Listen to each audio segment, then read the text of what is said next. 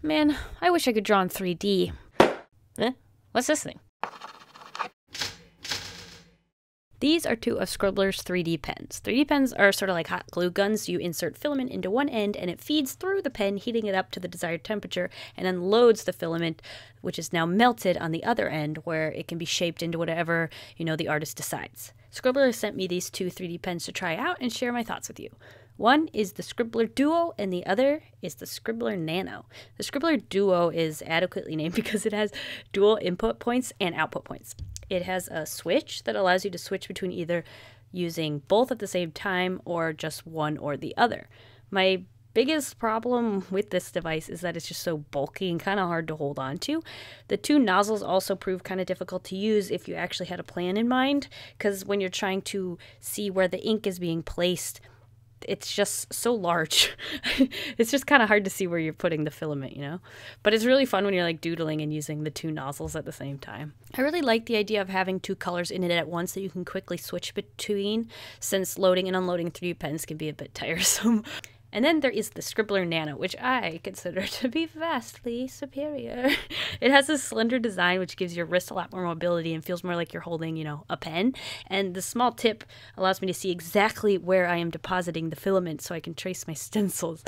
You do need to change out the filament every time you want to change the color, but as I really got into creating like sculptures with this, it became less and less tedious to me because I just kind of knew what I was doing, and I got more excited that the project was getting further and further completed. I'm going to be honest, my very first attempts at using these pens did not go awesome.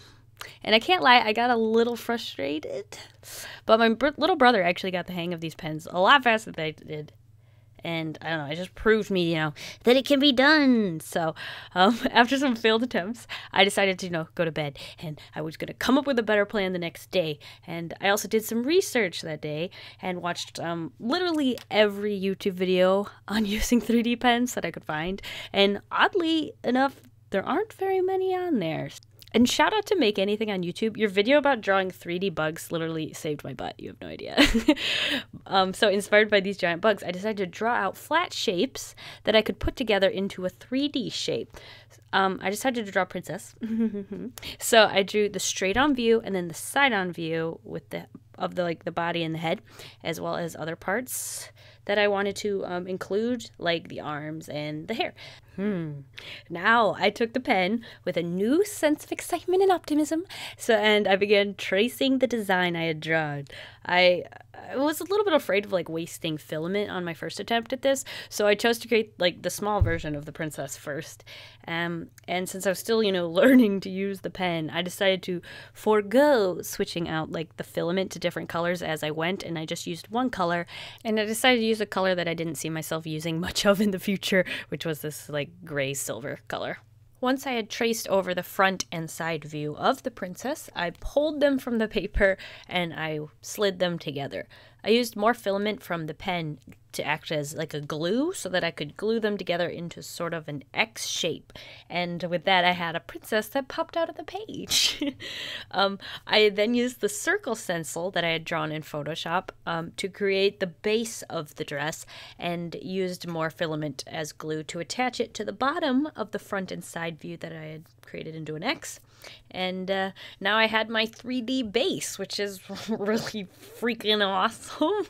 And after that, I just had to create more cross sections to fill out the shape of the dress, which was a lot easier said than done. But I managed, and the result is quite mind-blowing to me that this was flat and is now three-dimensional. And then once the frame was complete, I began creating the outer shell of the sculpture by going back and forth when the pen creates strokes that make up the shape of the princess. I repeated this process for the arms and the hair, tracing the stencil, then gluing the front and side pieces together, and then attaching each piece to the body.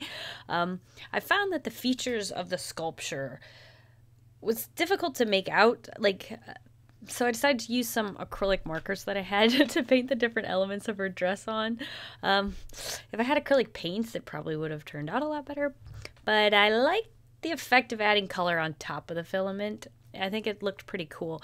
But after many, different attempts at trying to make it look good, I decided that the only way that it would probably look better is if I actually use different colored filaments for each separate element of the dress. So with that, it was time to try again after taking another sleep. So 3rd day, let's do it.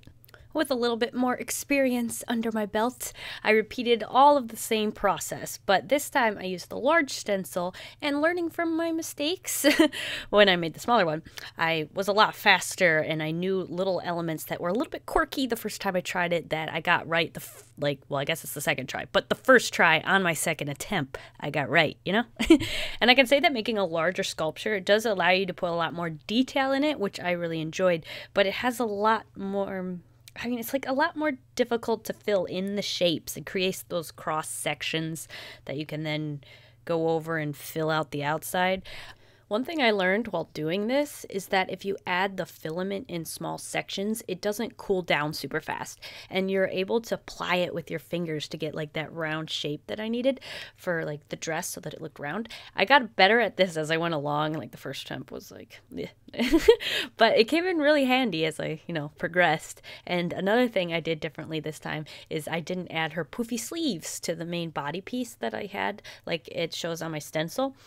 When I was making the small version, it was a little awkward, and I already had the poofy sleeves built into the arms, and making that change, I think, really improved the overall look of the arm poofs. Although Scribbler provided me with like a lot of filament, like seriously, thanks, the colors are all extremely saturated.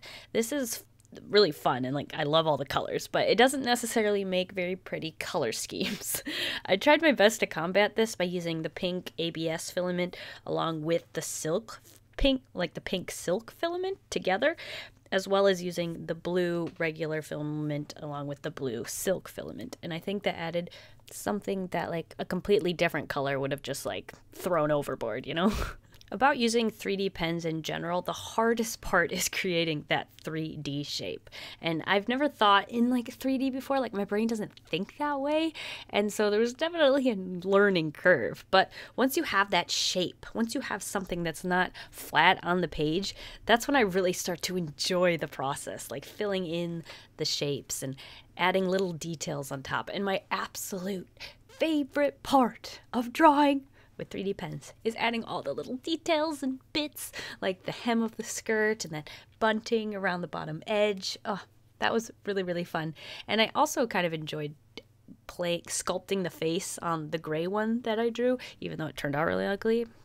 I drew a mask and I covered it with a mask, but it was fun, Oh, and about the face, there was no skin tones, no skin-colored filaments provided. So at this point, I was sort of regretting choosing to make a person. But I decided just to color her skin and her hair with straight white so that she looked sort of like a mannequin. This also allowed me to sort of cheat because I didn't have to put a lot of detail into the face. I could leave it flat and, it just looked better and like there was a reason for it. So is that still cheating? I don't know. It looks cool. Oh, with the hair, I tried to make like little braids to like fill out her ponytail with. I thought that would look really, really cool, but it was kind of just drowned out by the whiteness of the white filament, and you couldn't really see like any shadows to be able to make out the braids. So I just filled in the rest of the ponytail like I did with like the rest of the body. And with that, I think I was done. And I was finally proud of what I created. The only thing I might change would be to, if I went back, is to add some black filament as like 2 little swooshes to look like closed eyes on like that blank face. I think that could really add something, but I guess I'll leave something to improve upon for next time, All in all, drawing in 3D is really fun, and the most difficult art challenge, that I've ever attempted, okay? Anyone who has a chance to try it, they should. It's like completely different than anything else I've ever tried, and I had a really positive experience on these pens because I didn't give up, and I think that's why I feel so good about them, I had that pull to give up every time, like after every attempt, but I really wanted to create something that I could be proud of, and I did, and it feels awesome. Something I didn't film was that I actually found out how to make really cool rings. that you can wear out of this stuff, and they just seem remarkably durable. We'll see, but so let me know if you'd like me to make like a video about using these 3D pens to make simple jewelry. I think that could be really cool. Yeah, so let me know if you want to see me make jewelry with 3D pens. If you would like to find out more information about 3D pens, or if you want to get your own, go ahead and follow the link in the description to scribbler3dpen.com, and you can use the promo code WAFFLES and actually get 20% off your order, which is quite a treat. This is also a great way to help me continue to create quality content, since the channel will get a small percentage of the sales of 3D pens through that link. Thanks to Scribbler for this experience. It was really, really fun. And thanks to everyone for watching. I hope you all have a delicious evening full of waffles. Bye.